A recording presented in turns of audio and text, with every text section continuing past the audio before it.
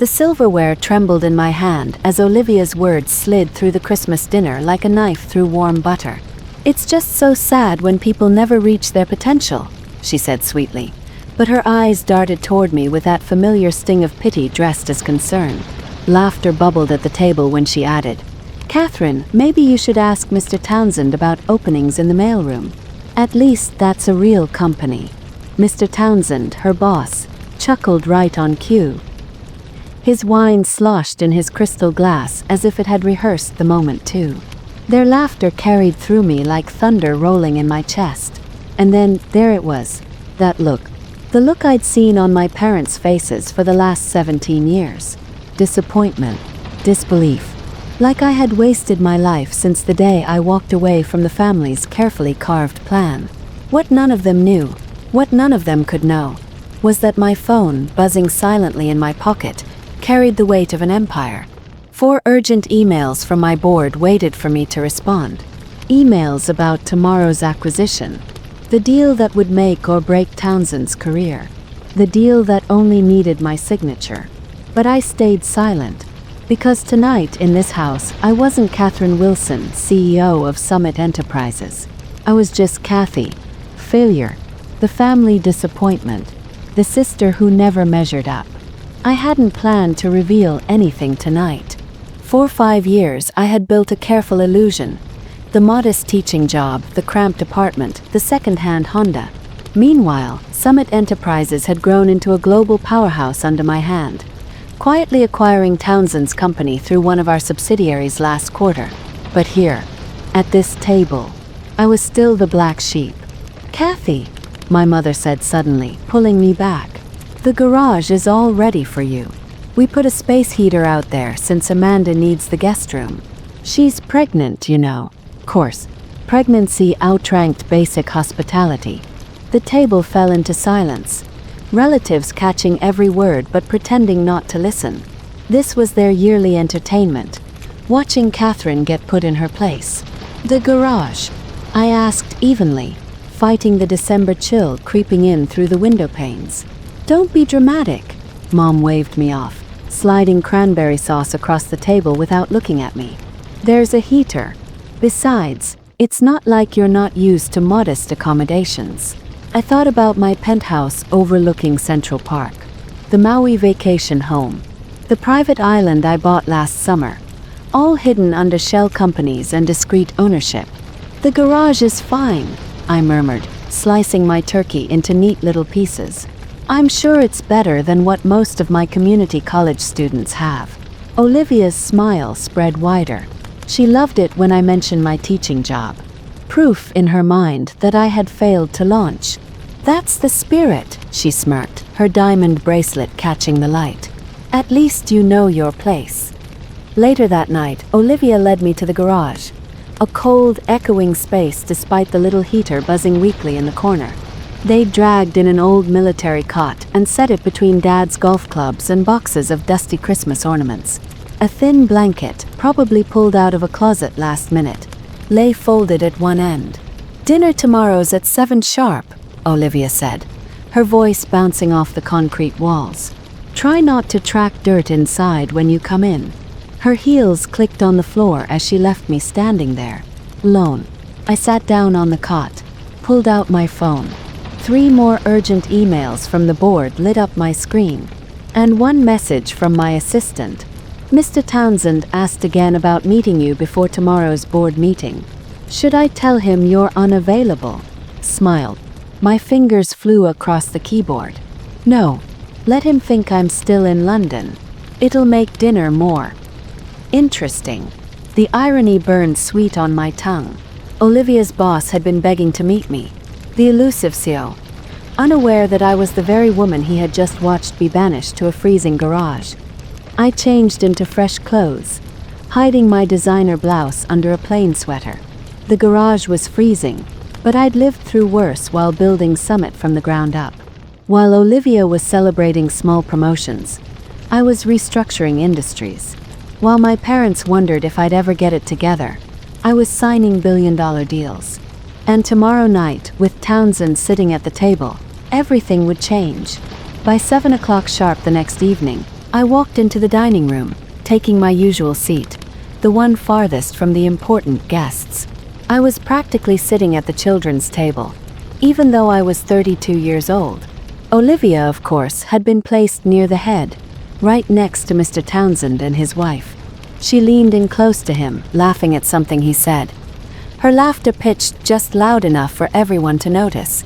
"Catherine," Dad called down the table. "Olivia was just telling us about her latest promotion, Junior Vice President of Operations. Isn't that wonderful?" I nodded, accepting the plate of turkey as it came my way. "Congratulations, Liv," I said, my voice calm. "Summit Enterprises must be impressed with your work." Mr. Townsend puffed up like a proud uncle. "She's one of our rising stars. The merger with Summit last year has opened so many doors for talent like Olivia." "The merger?" Mom asked, sighing with relief. "We were so worried when we heard Summit had bought the company. But it's turned out beautifully. Though no one seems to know much about Summit's CEO. Very mysterious, isn't she?" Olivia's eyes gleamed. She lived for this kind of gossip. "Apparently," she whispered, lowering her voice but making sure the entire table could hear. "She's this reclusive billionaire who never shows her face. Some say she's in London. Others say Tokyo. But no one at our level has ever met her." I lifted my glass, hiding my smile behind a sip of wine. If only they knew the mysterious CEO they were gossiping about was sitting right at the far end of their table, the one they sent to sleep in the garage. Mr. Townsend chuckled. "I've heard she's brilliant. They say she's transformed a dozen companies in just 5 years. Built Summit from nothing." Olivia snorted. "Well, she can't be that brilliant if she's hiding.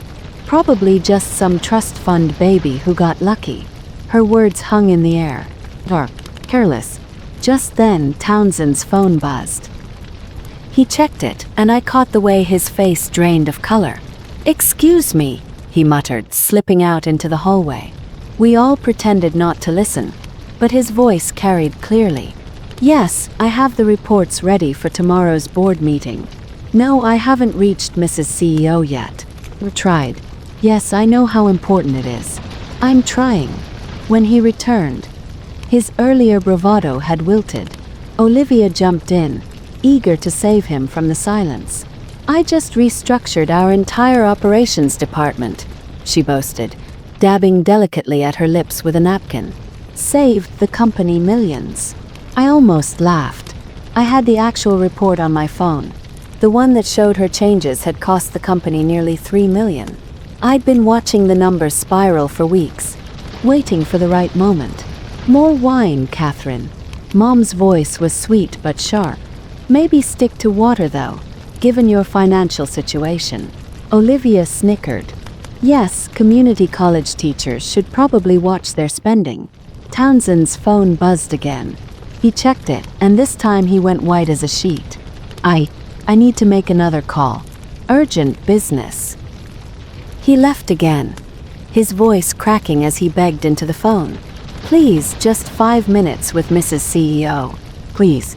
The board meeting tomorrow." "Yes, I understand."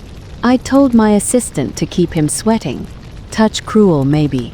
But after years of Olivia lording her so-called success over me, I was entitled to a little theater. Uncle James piped up then, swirling his wine. "Did you all hear about Summit's latest acquisition? Bought Richardson Global for $12 billion. Really?" Olivia sat straighter. "That's one of our biggest competitors." "Hostile takeover," Aunt Margaret chimed in wide-eyed. "Richardson never saw it coming. That CEO is ruthless." I remembered the deal vividly. The late nights, the strategy sessions, the careful dismantling of Richardson piece by piece. Ruthless wasn't the word. Strategic. Determined. When Townsend returned again, he looked like he might faint. "Mrs. CEO is calling an emergency pre-board meeting tomorrow morning at 7. All department heads must attend. Olivia, bring your restructuring reports." Olivia's fork clattered to her plate. "What? Tomorrow's Christmas." "She doesn't care," Townsend muttered weakly. She's reviewing all recent operational changes. Olivia, you'd better be ready. The timing was too perfect. I cleared my throat softly. Mr. Townsend. He blinked, surprised to hear me speak. Yes, the meeting's actually at 8, I said smoothly. Not 7. And Olivia won't need her reports. I've already reviewed them. The room fell silent. Forks paused in midair. Olivia laughed nervously. What are you talking about? You don't even work for Summit. I stood, smoothing my plain sweater over my designer blouse. My voice carried clearly now. Actually, I do. In fact, I am Summit. Townsend's jaw dropped. The color drained from his face. Those reports you've been so desperate to get to me? Continued. I received them last week. We'll discuss the Q4 projections tomorrow. They're off by about 30 million, by the way. You're Catherine Wilson, he stammered. CEO of Summit Enterprises. Yes, I said simply, my eyes sweeping the table. Though most people just call me Mrs. CEO. A glass slipped from my mother's hand, spilling red wine across the white tablecloth. Nobody moved to clean it up. This is a joke, Olivia whispered, her face pale. It has to be. I pulled out my phone and, with a quick tap, projected my Summit ID across the dining room wall. My photo, my title, my company, in high definition. No joke, Liv. While you were climbing the corporate ladder, I was busy building the building. The silence in the dining room was so heavy it felt like the air itself had stopped moving. No joke, I repeated, letting the words hang. While you were celebrating titles, I was creating the titles. While you were climbing, I was building the ladder. Mom's voice cracked, barely above a whisper. But you're a teacher.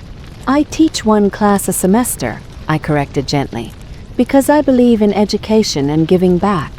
The rest of my time, running one of the largest private equity firms in the world. Olivia pushed her chair back, her face pale and rigid. You can't be. You live in a tiny apartment. You drive a Honda. I let myself smile. I own the building where that tiny apartment sits. And the Honda, it's good for the environment. Unlike your Mercedes, which, by the way, you probably shouldn't have charged to the company account. Mr. Townsend let out a weak groan and slumped deeper into his chair. I saw the realization washing over him. Every condescending comment he had ever made about Summit's mysterious CEO had been about me. The garage, he muttered, as if still trying to make sense of it. We made you sleep in the garage. Yes, I said quietly, meeting his eyes. You did. All of you were so busy judging me by appearances. You never looked deeper. I turned to Olivia, locking onto her with a gaze that made her squirm. Remember last month when Sarah in accounting asked for time off for her son's surgery? Olivia's lips tightened. She gave the smallest of nods. You denied her, I said flatly. I approved it, personally. And I made sure her son had the best specialist in the country. Because that's what real leaders do. They take care of their people. Dad finally found his voice, his fork rattling against the plate. Why didn't you tell us? Would it have mattered? I asked, my tone calm but heavy. Would you have treated me any differently if I wasn't successful on your terms? This family has always measured worth by job titles, bank accounts, and brand names. I wanted to build something meaningful, and I did. You just never cared enough to see it. Townsend's phone buzzed again on the table, vibrating against the wood. Nobody moved to check it. Nobody dared. The board meeting tomorrow will go ahead as scheduled, I said, turning to him. We'll be discussing the operational restructuring that cost us $3 million, among other things. My eyes slid back to Olivia. I suggest everyone comes prepared. Her voice trembled. You're going to fire me, aren't you? I tilted my head. No, I'm going to do something far harder. I'm going to hold you accountable. For the first time in your career, you'll learn what leadership actually looks like. Success isn't about titles or corner offices, or how loudly you boast at the dinner table. It's about integrity, about innovation, about results. I picked up my bag, the silence at the table following me like a shadow. The door I paused. One more thing. I won't be sleeping in the garage tonight. I've got a suite at the Four Seasons, which I own, by the way. Merry Christmas. And with that I walked out. The Honda purred quietly as I pulled away from the house, the cold December night pressing against the windows. My phone lit up almost instantly. Messages from family members pouring in. Apologies, explanations, desperate attempts to rewrite history. I ignored them all. The next morning at precisely 8 a.m., I sat at the head of the summit boardroom table. My place, my empire, my rules. One by one, executives filed in. Mr. Townsend, pale and jittery. Olivia, clutching her notes like a lifeline.